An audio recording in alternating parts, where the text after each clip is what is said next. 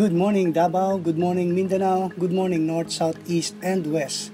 This is Gilbert Lopez Martije Katso. Before we continue, will you give me a thumbs up, share it with your friends, click the bell button, and subscribe? I will really appreciate it. If you can't do it or you don't feel like doing it, it is fine with me. I know your time is valuable. I obviously understand that. Just play the video till the end. The more time it runs, the more YouTube will push it to others. But if you have the ability to, it will cost you nothing. Thank you. For the headlines.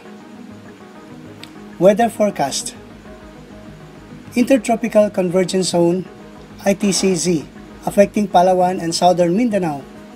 Easterlies affecting the eastern section of Luzon and Visayas. Local news.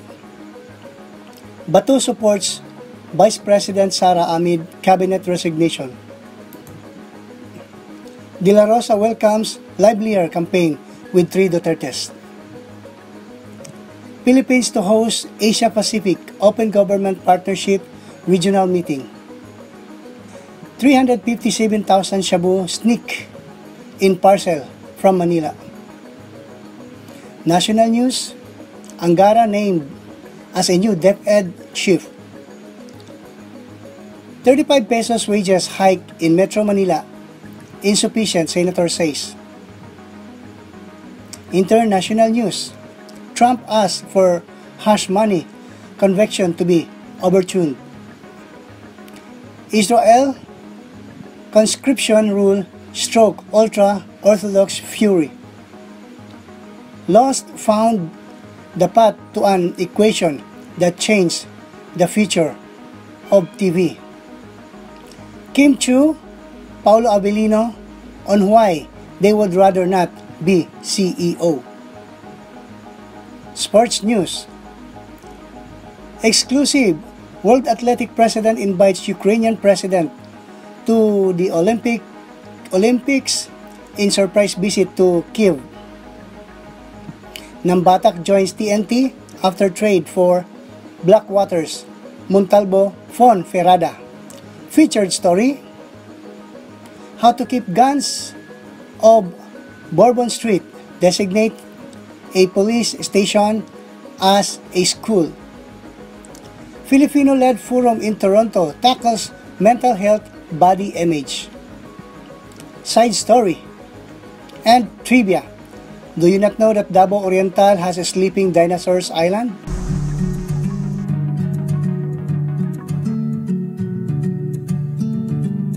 Weather forecast. Intertropical Convergence Zone ITCZ affecting Palawan and southern Mindanao. Easterlies affecting the eastern section of Luzon and Visayas. Davao City will experience partly cloudy to cloudy skies with isolated rain showers and thunderstorms due to localized thunderstorm with possible flash floods or landslides during the severe thunderstorms.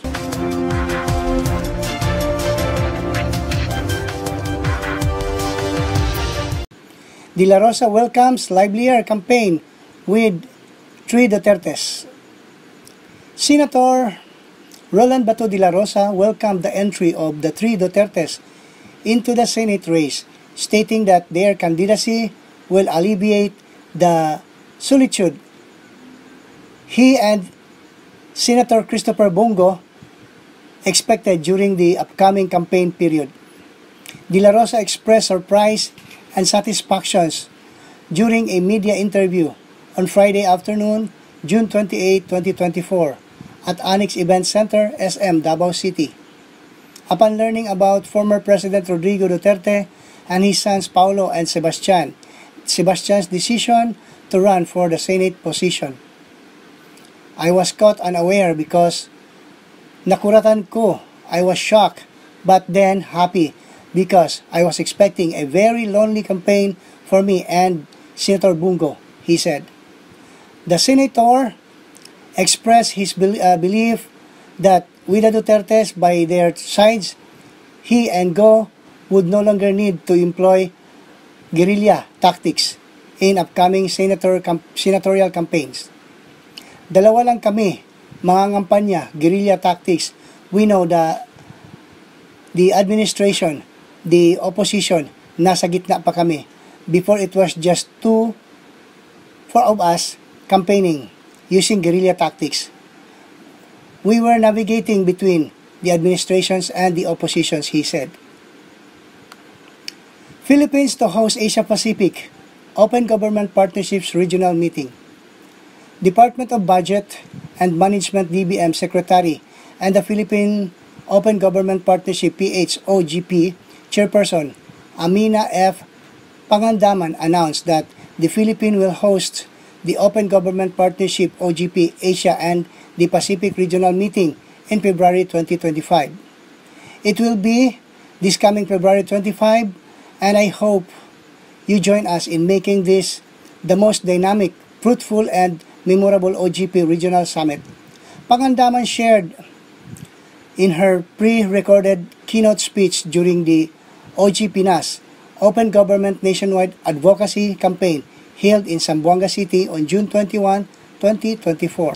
In an interview with a small group of media members on June 28, 2024 at the University of the Philippines, Pangandaman revealed that this is the first time that the Philippines will host the Asia-Pacific on Open Government Partnership. The regional meeting is designed to bring together government and civil society leaders, policymakers from Asia and the Pacific, as well as global and regional partners. They will share their experiences, best practices, and progress on open government programs that focus on crucial concerns. 357,000 pesos shabu sneak in a parcel from Manila. The Santa Ana Police Station confiscated a suspected shabu worth 357,000 pesos that was sneaked in a parcel from Metro Manila to Davao City.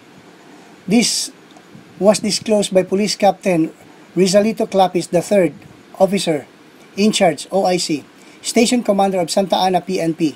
After their successful buy-bust operation against a woman known as alias Caballo, 31 years old, the operation took place at 12:57 a.m. Thursday, June 27, 2024 at Purok Alicia Pilayo Jerome Barangay Centro, Agdao, Davao City. Together with the Santa Ana Police, the Davao City Drug Enforcement Unit, CDEU, conducted the operation and successfully arrested the suspect, who is a resident of the area. 20 packages containing suspected shabu weighing 52.2 grams were recovered from the suspect's possession. According to the suspect, the package have owned the owners and she would just deliver them. These were sent through a parcel from Manila. The suspect also revealed that a certain alias Kimud, who is imprisoned at the Davao Penal Colony, Dapicol, is her boss, who would instruct her through a cell phone call where to distribute or deliver the shabu.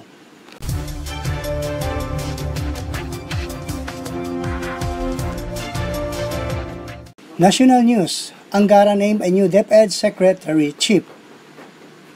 Philippine Senator Sonny Angara will be replacing Vice President Sara Duterte as the new Education Secretary, the palace announced Tuesday.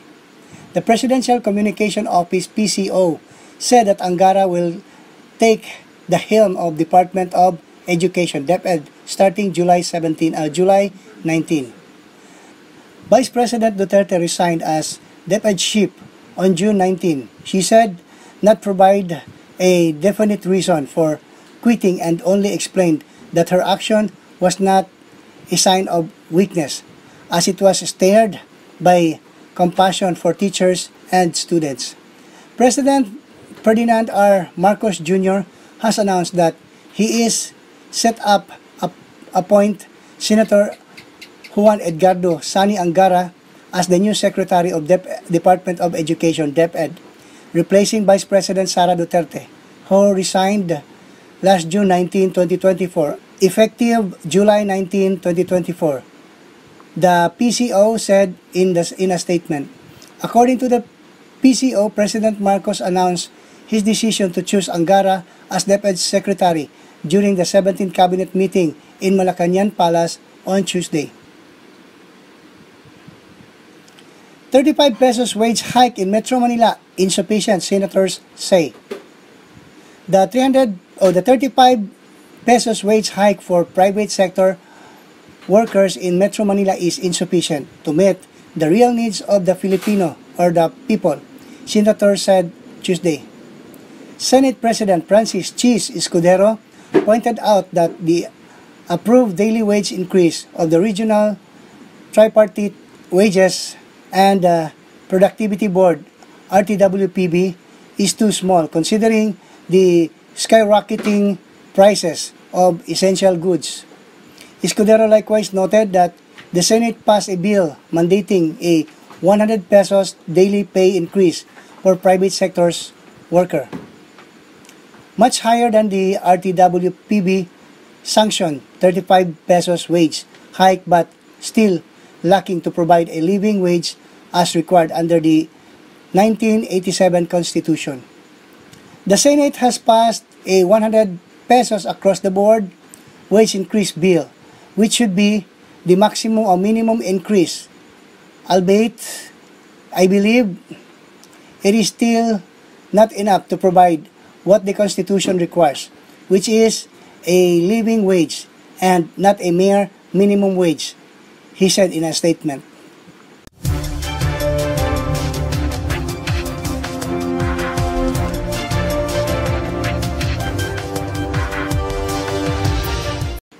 International news.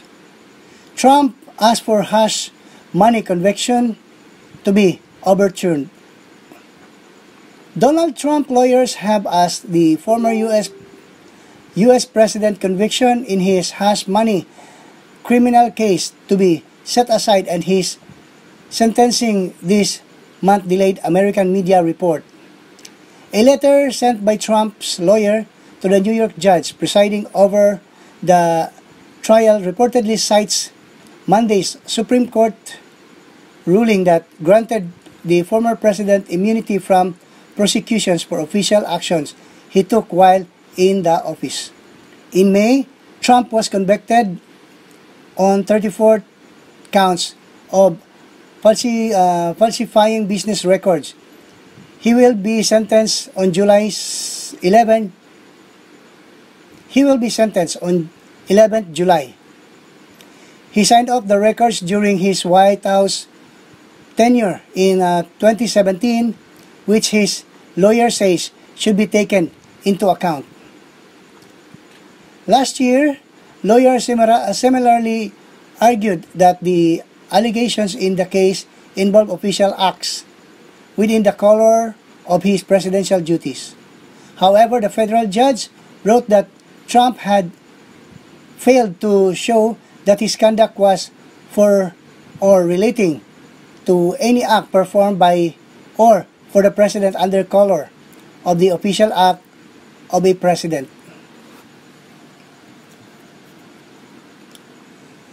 Israel conscription rule stroke ultra-Orthodox fury.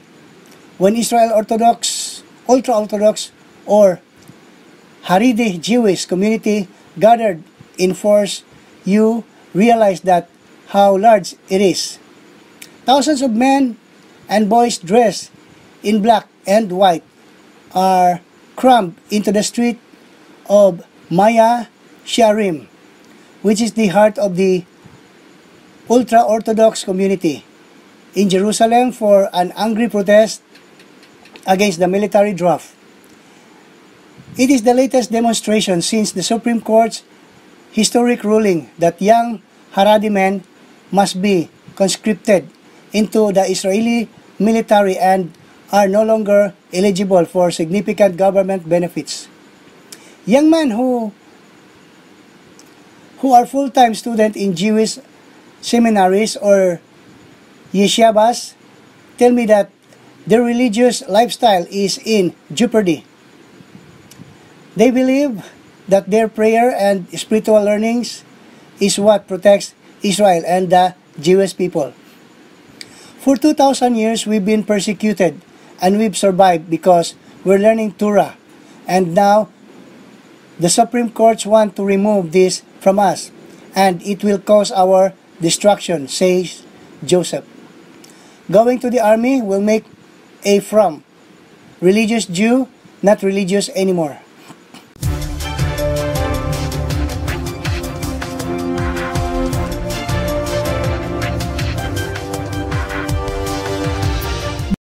Entertainment news. Lawson found the path to an equation that changed the future of TV. ABC was struggling to find hits in 2004 when the network introduced two of them, Desperate Housewives and New Take on a primetime soap opera, and Lost, a sci-fi teen mystery that fast became a fan sensation, from its cryptic numbers to what really happened to that crashed plane and its passenger. Of the two, tough it was Lost that fundamentally changed television and the relationship between the creative talent behind TV shows and the network that's carried them, fueled what might be called the novelization of television. Not in the way the series began, but rather how it ended in 2010. The roots of the actually began several years earlier, when the show's executive producer, Damon Lindelof, and Carlton Cuse recognized that the twisty, mysterious series rating were beginning to suffer because of the open-ended nature of viewers' commitment. When would we get some answers? Fans wanted to know.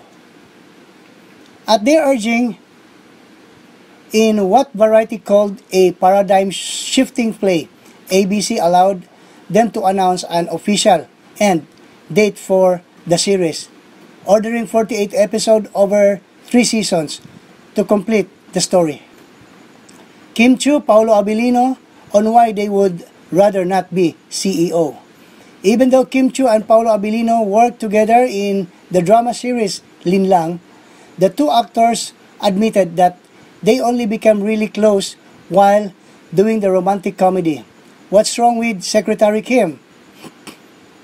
This was why Paolo said he was surprised that people were already shipping them since last year when the series was first streamed on View.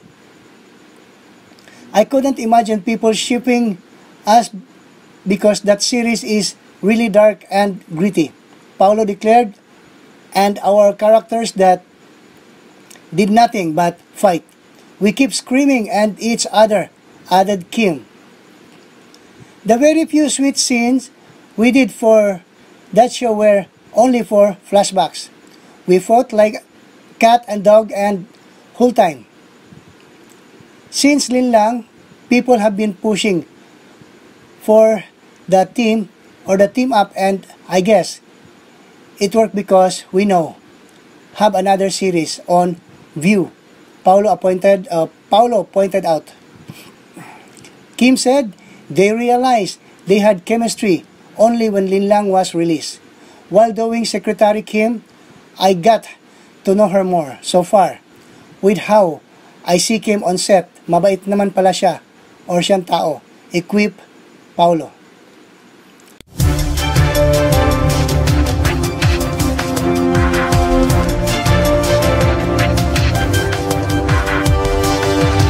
For the sports news, World Athletic President invites Ukrainian President to the Olympics in surprise visit to Kiev. Kyiv, Ukraine, CNN World Athletics President Sebastian Kouy said he invited Ukrainian President Volodymyr Zelensky to the Olympics as his personal guest during the surprise visit to Kyiv on Friday. I did not use the opportunity to make him absolutely understand that if he does make it to Paris, then he has an open invitation to watch the number one, the Olympic sports, meaning athletics, Kouy told CNN's Amanda Davis, who had exclusive TV access to Kouy throughout his trip to Ukraine. A two-time Olympic champion, Kouy is also a member of the International Olympic Committee, but he's at odds with an OIC when it comes to their stance on Russian athletes. Following Moscow's full-scale invasion of Ukraine supported by Belarus in February 2022, World Athletics is the Olympic Sports Federation to have banned all Russian and Belarusian athletes from elite competition. The IOC, on the other hand, has allowed dozens of athletes from those two countries to compete as neutrals at this month's Paris Games. Stingray is now officially a part of the TNT Trooping Giga. Ray Nambatak has been officially acquired by TNT from the Blackwater Buzzing, the PBA announced on Tuesday. The guard was traded for guard Kyiv Montalvo, Jewel Ponteferrada, and TNT's Season 53 second-round pick. It was finally approved by the league almost a month after the first deal was proposed by two teams.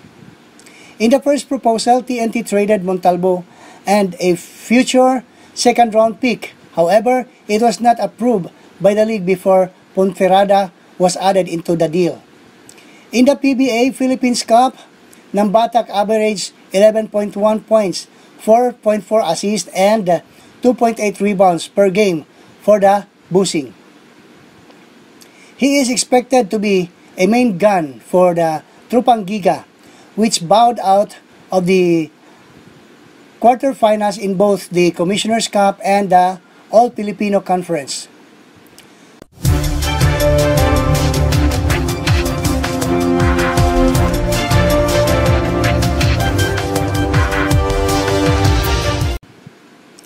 Featured stories: how to keep guns of Bourbon Street, designate a police station as a school. New Orleans, a police station in the New Orleans Prince Quarter will be designated a vocational technical school in a move that will instantly outlaw gun possession in the surroundings area, including a stretch of bar-lined Bourbon Street, as a new Louisiana law eliminating the need for concealed carry firearms permits takes effect.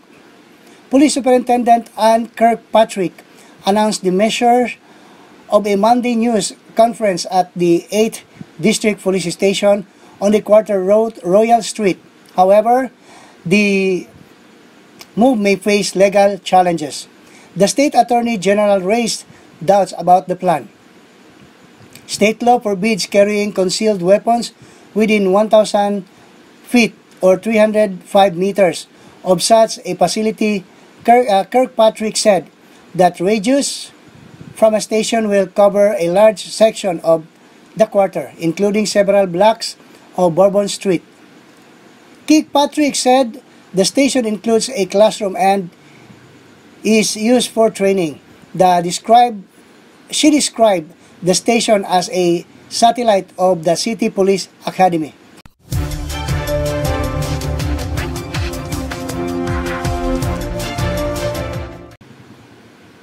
Filipino-led forum in Toronto tackles mental health body image.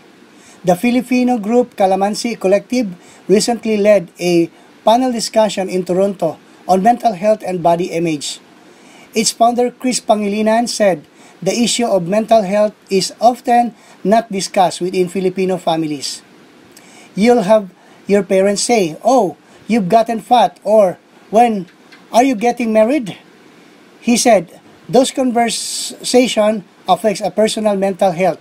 We're having a conversation on how we address this with our family members. Filipino-Canadian personalities shared their stories and highlighted how older generations' perceptions of body image impact the mental well-being of the young. They stressed the need for more conversation to break this stigma. One of the hardest things in our culture is when you hear comments here and there from our elders about our appearances, said Amira De Vera of Project Our Public Relation. It's good to speak up for yourself even though it is hard. Members of the panel included Canada's Minister of Small Business, Richie Balbes. I hope people watch and share the things that we are able to talk about so that we can finally move on from our traumas, she said, and get to a place where we can stop tramping on each other. Valdez added, when one of us rises, we all rise. Attendees expressed a renewed motivation to initiate dialogues with older generations while striving to understand their perspective. For the side stories, let's watch this.